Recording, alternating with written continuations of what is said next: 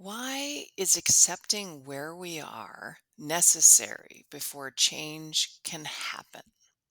Welcome to another episode of It's Her Turn. I'm your host, Dr. Kate Dow. Glad to be here with you. And this topic is near and dear to my heart because accepting where I am and who I am has been a lifelong journey for sure. It's I think it's one of the hardest things to do, and yet it can be the most impactful, liberating, and meaningful work we can do as a woman, as a human being. But especially as women, I think in this time, it's an essential part of us reclaiming our truth of who we are versus the blocks and stories and misconceptions and judgments that we get sort of bogged down with in the patriarchy. So, learning how to get to know who we are instead of hiding and running from ourselves because of, say, the shame or judgment that we've internalized that patriarchal thinking or that ancestral trauma. And so, this story today is really, I'm going to share a few different people's um, experiences that I've worked with. I thought that would be a nice way to share about it because it's not easy. If it was easy, we'd all be doing it. And yet it's imperative because when we try and change from a place of don't be you, be someone else, it doesn't work and it is so damaging because we are literally trying to cut off and leave behind parts of who we are, parts of our experience, and say, I am no longer that, I am now this. And for people, you know, we know this creates more trauma in a way, self rejection, self dissociation is a mental health challenge. It affects our bodies, our physical dissociation, and at a soul level, at a spiritual level. When we are saying, don't be you, be somebody else, it's like pretending we can actually do that and go live somebody else's life when our soul is here to live our life. And this is why it's so powerful to do this work around loving and accepting who we are and where we are. To say a little more about it is this idea of recognizing if you were going to go drive your car and it's this whole vehicle, right? It's the motor, it's the seats inside, it's the frame, it's the exhaust system, and it's the wheels. And you just decided, I don't like those two tires. They shouldn't be on there anymore. They're not okay. And we took them off. And we get in our car ready to drive and we want to go get somewhere, go live our life without these two tires. We're not going to get very far. That's kind of my version of expressing a way that it doesn't work. Because then we try and live our life as if these rejected parts aren't important.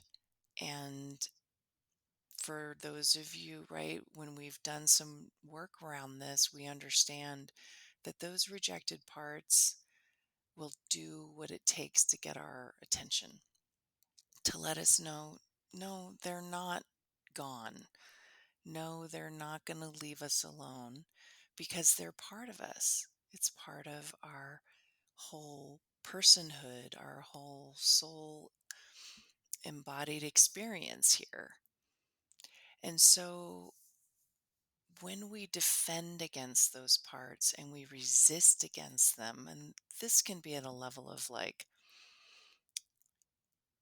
our inner critic, that judges parts of us. It can be at an emotional level where we try and make certain feelings wrong and bad, and so we shouldn't have them. Or our experiences. We go through difficult times, we go through times we're suffering, and then we say, well, I just don't want to include that as part of my life anymore because I want to move on. I want to go be this positive, light, free aspect. And so I'm just going to pretend I can shove this part in the closet and make it go away. And it creates far more harm than help. And it definitely will get in the way of us actually being able to move forward and create the positive changes we're wanting to make. We really can't move forward without all of our parts. Just like the car, we can't drive the car until we have all the parts of the car functioning. And when we try and do it, it does affect our health, our mental health, our emotional health, our biological health, our spiritual health, all levels. Because the psyche, our soul, we could call it, it truly is always in aspiration and desire to feel that wholeness. And that wholeness comes when we come into relationship with all of us. And the whole piece about how do we accept where we are, right? Like, how many of you have come to that time in your life where you're just like, this is awful. I just want to move on.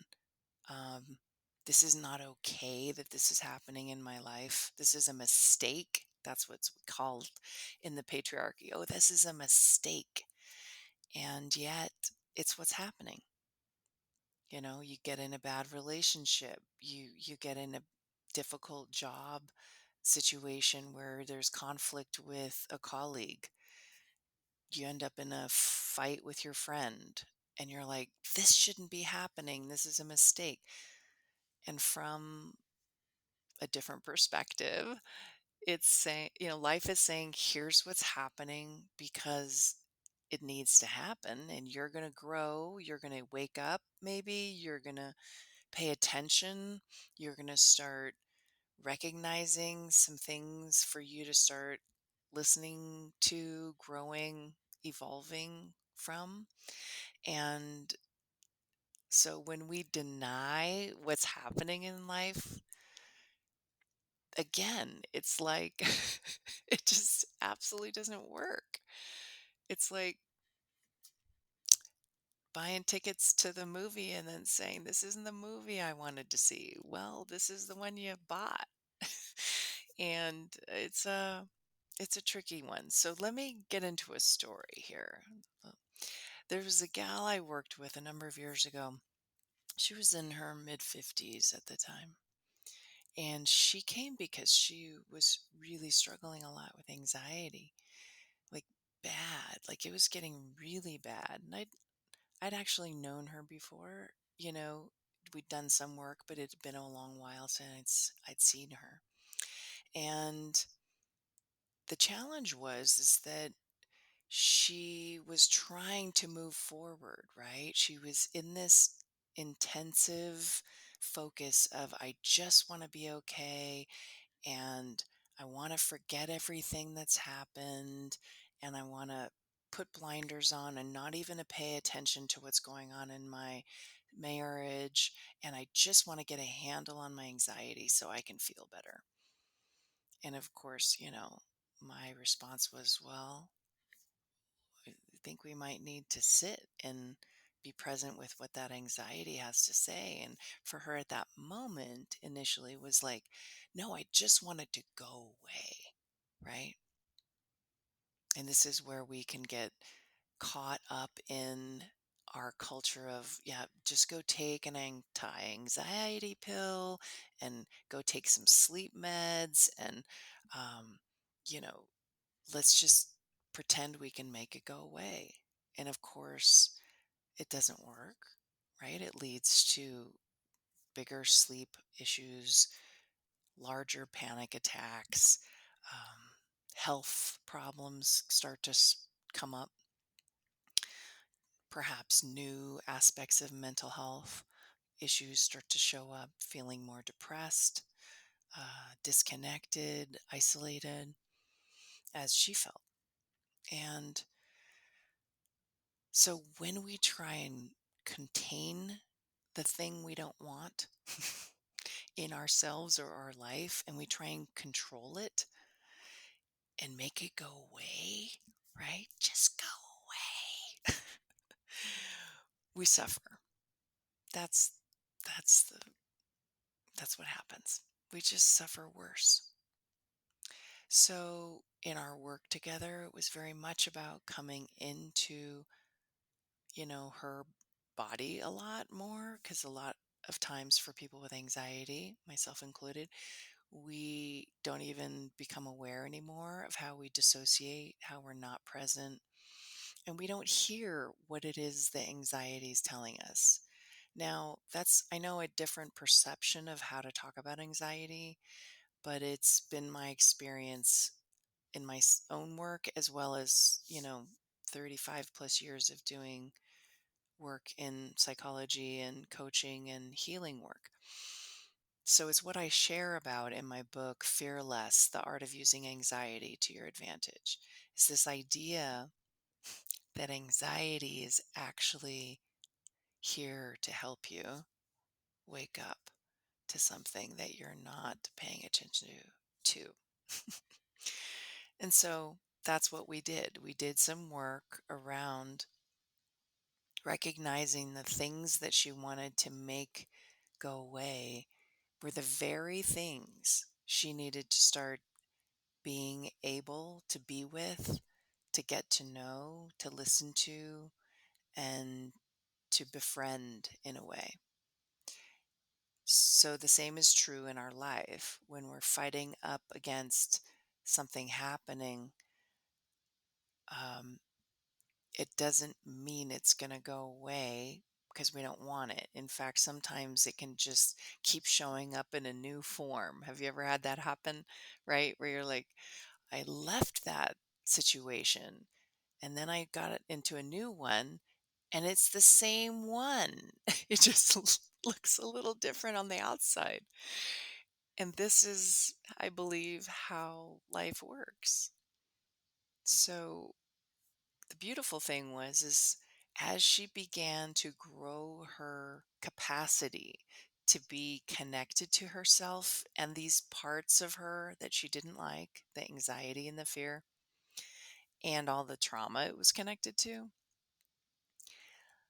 suddenly she was able to, not suddenly, but over time, she was able to start actually making some new choices about self care and boundaries in her relationships because she was in relationship to these parts of her rather than I'm going to make them go away and then I don't have to have boundaries with people because I won't have these same issues, which isn't true.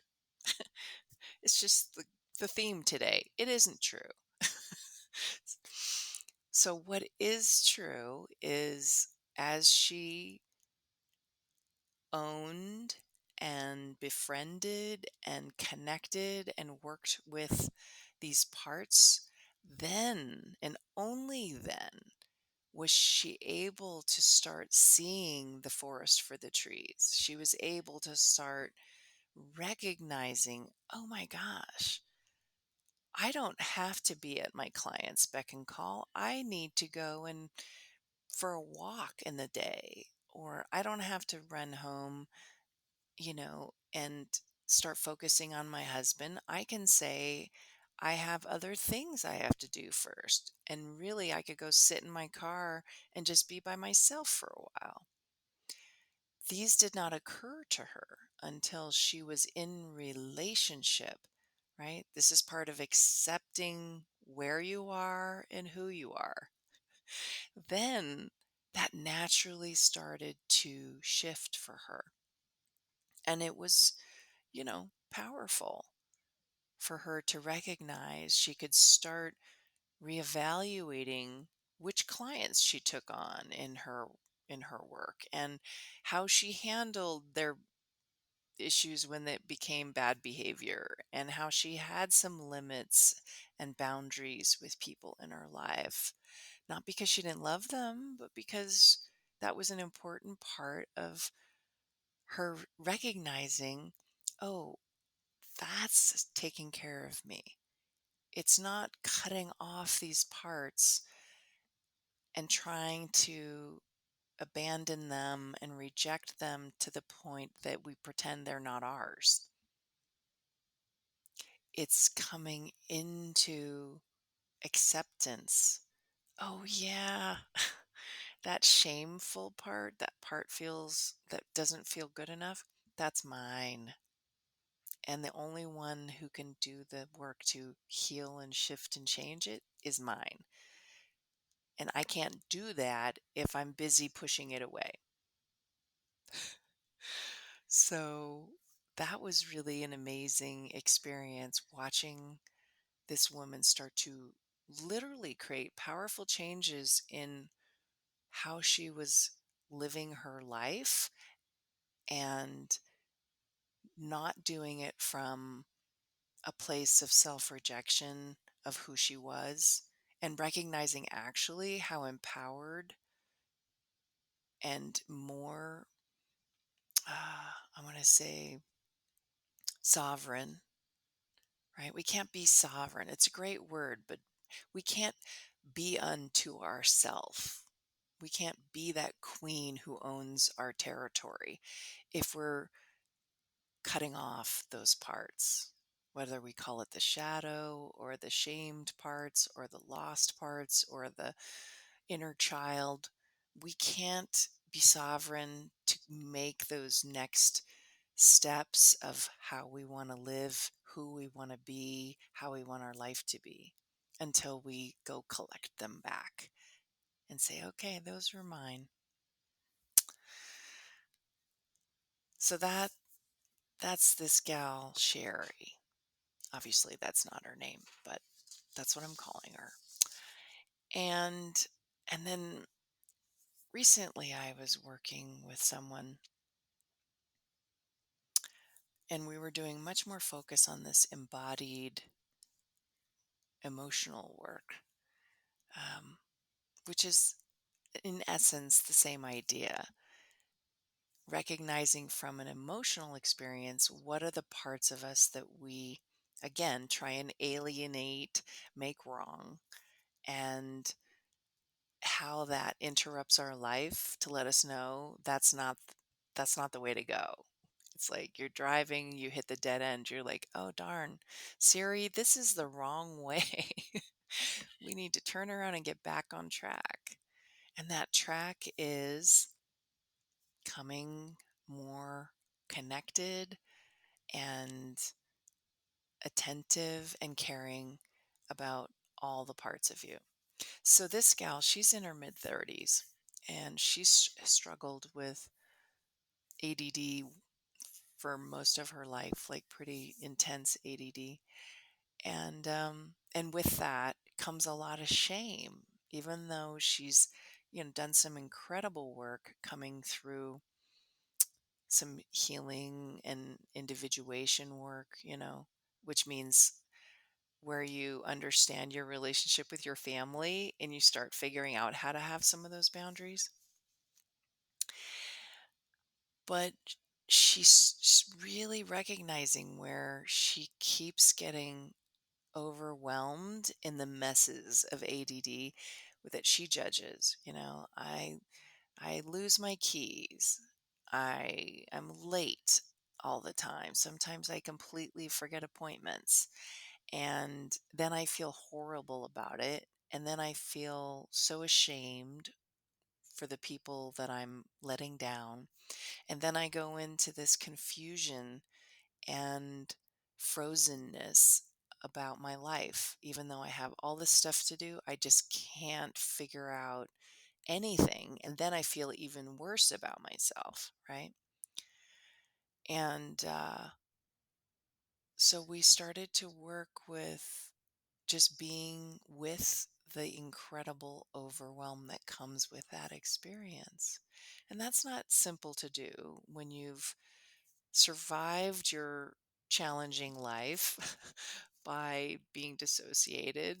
Um, and of course, for me, a lot of the mental health challenges we have that I've had have been in relationship to trauma and things being way too difficult and not having the resources at the time. So our body takes the hit, our brain takes the hit, and we have some repair work to do for our nervous system, for our brain, for all of the ways that our body functions, down to the cellular, electromagnetic, energetic. And truly, trauma is a way that we can get very bogged down, meaning that when our body and brain are saying, okay, here comes another, challenging situation. We don't want to feel these feelings. So let's get, all compressed and tight. And then the brain tries to resist the emotion and it gets all tight and unable to function in the same way. We can't think clearly. And then our body gets congested with that tension. And literally, our whole system is trying to help us survive, but it's stopping us from actually being the most functioning we could be. So we have to rewire it, right? It's like rewiring those old patterns of survival and saying, they help me survive, but they're not helping me live. And now I've got to reframe, I've got to work with this in my body, in my psyche, in my brain, in my nervous system so that I can actually have a chance to do this different. Again, accept where we are and what's real and what's showing up. So for this gal, Tina, she was facing this repeated kind of resurgence of the ADD and the shame and this confusion and overwhelm. And the invitation was, well, let's sit with it, right? And it's difficult because it means feeling the stuff that we've been running from, right? That sense of shame, that sadness, that anger that we struggle with these issues. It might bring up the past, right?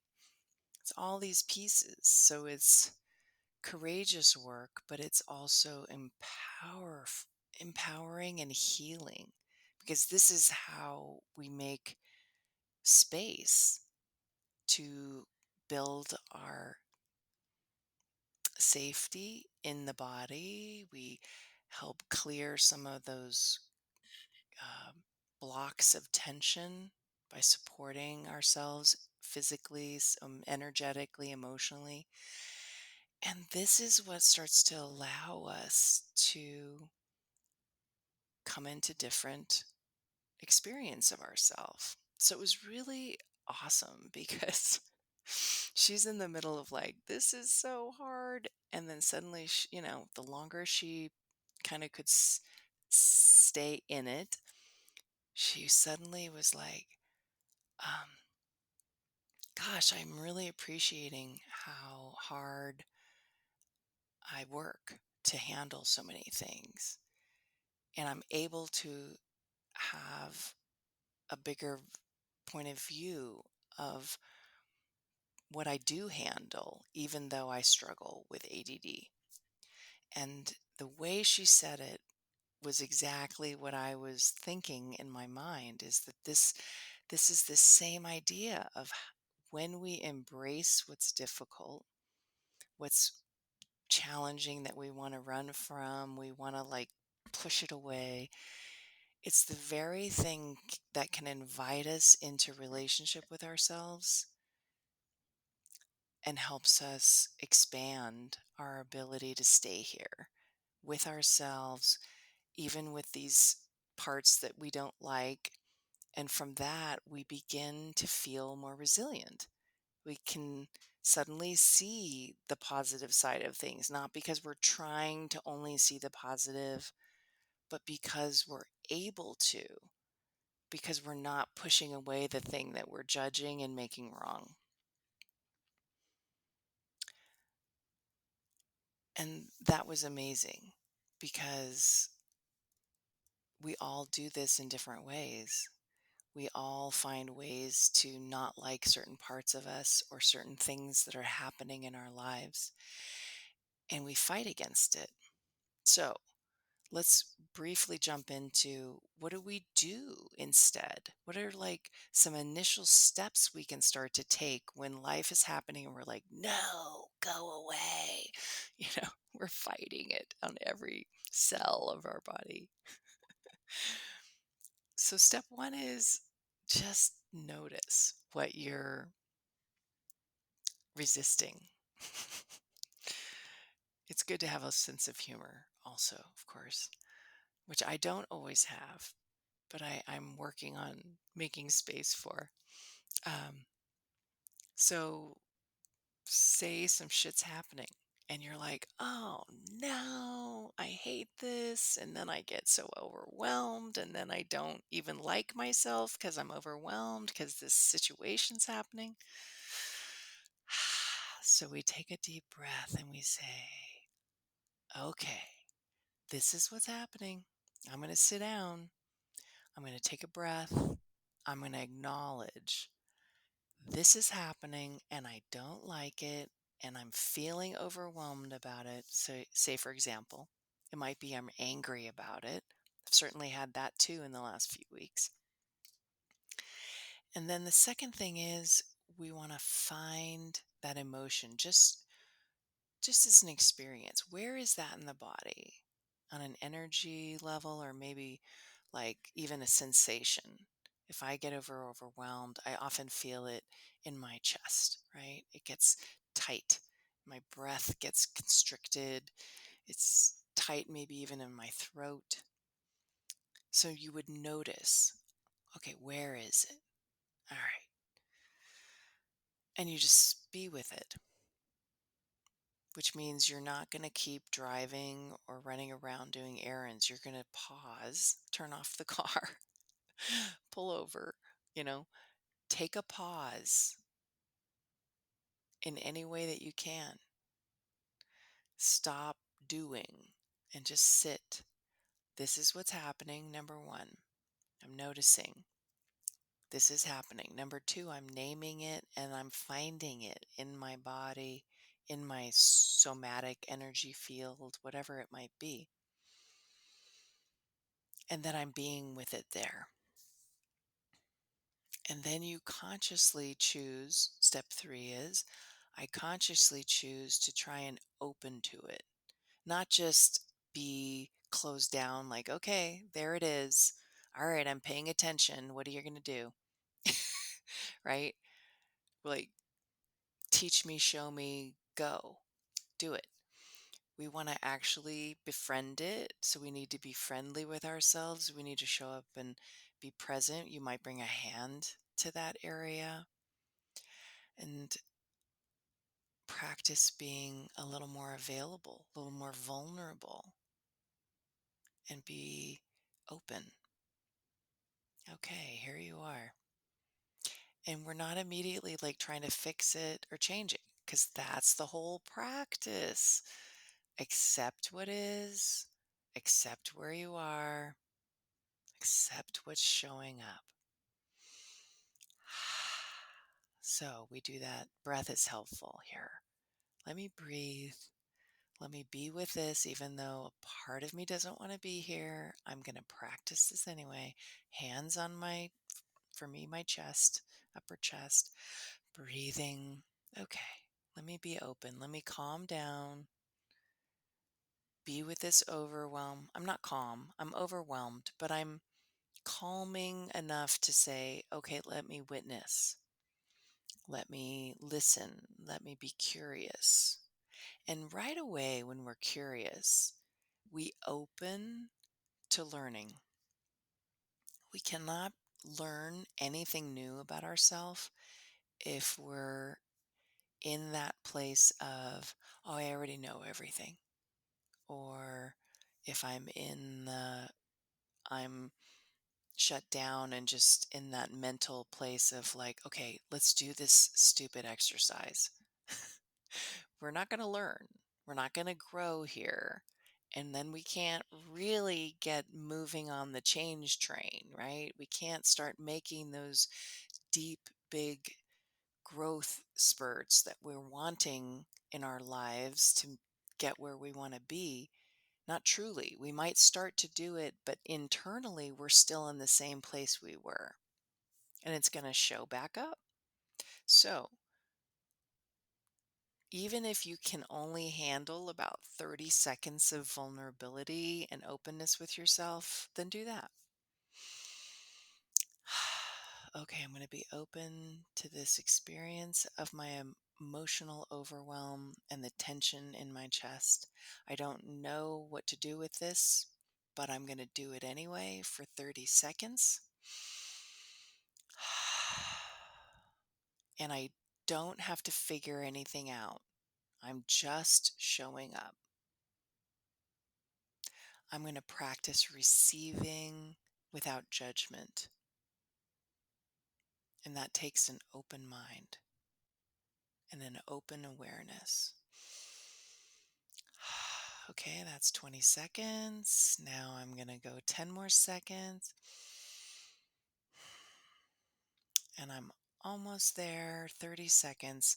And suddenly I'm feeling more here. I have a gal who says whenever we do embodiment work, she's like, oh my gosh, I can suddenly see colors I wasn't seeing before. It's like, oh yeah, I'm here. I'm actually here so that I can fully experience myself and my life. And so you might choose to stay another 30 seconds or not, and you can do it later also.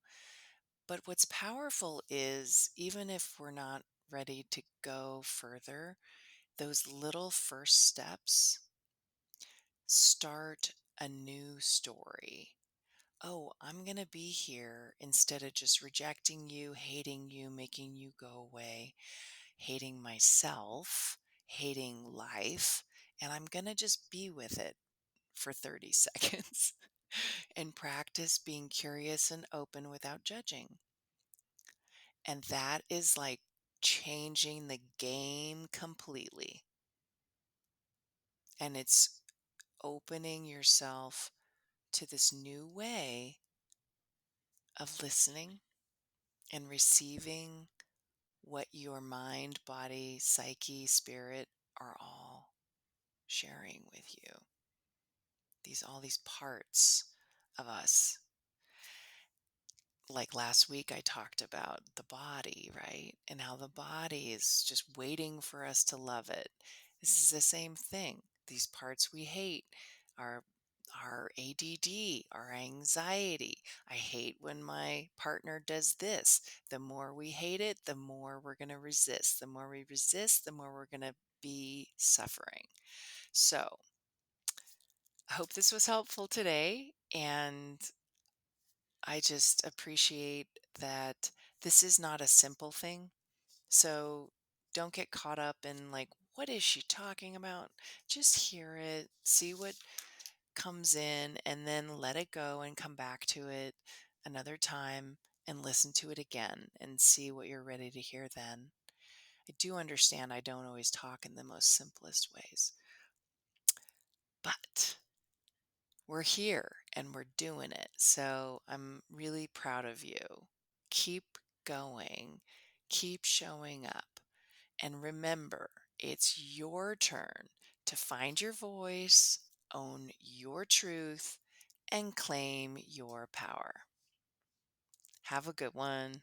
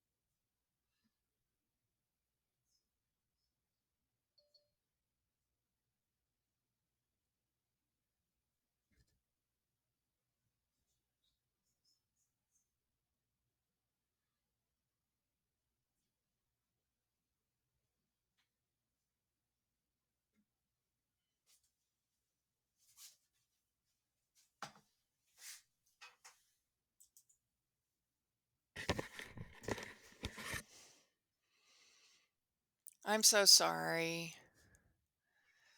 I was doing the podcast and I didn't realize it was so late. Where the is it? Oh, I thought it was saying 2:30. I was like, "Oh my god."